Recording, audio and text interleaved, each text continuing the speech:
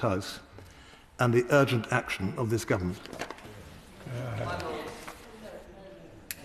My Lords, actually, it was a real privilege to witness that exchange, and I think we're getting to the heart of why we're all here and so passionate about this.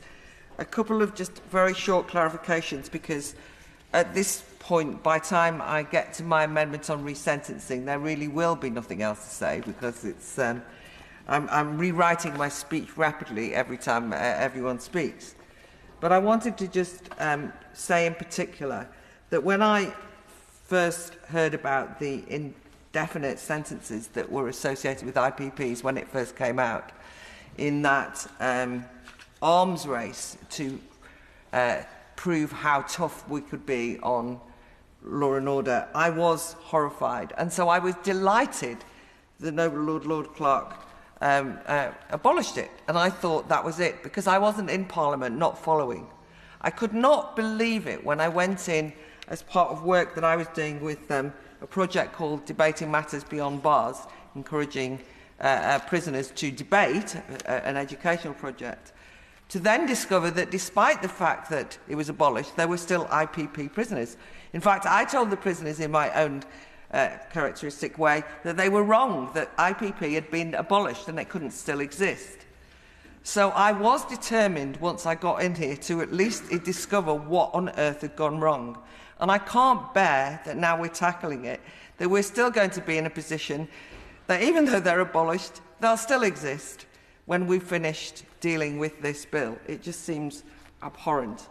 But I wanted particularly to just really back up Baroness Blower, the noble Baroness Blower, in terms of the mentoring proposal.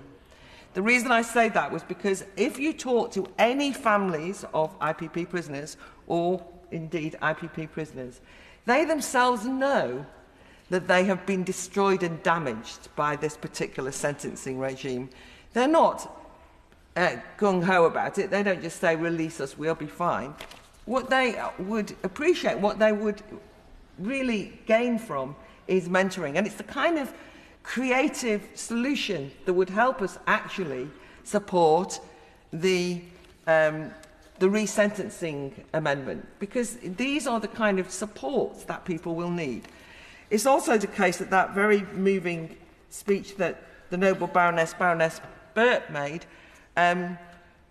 you know, so hard not to shed a tear, is that many of the people whose mental health is suffering has been destroyed by IPPs. We should also note it could well be that their mental health is not permanently damaged, that it's the ongoing psychological uncertainty, anxiety, torture, and so on and so forth.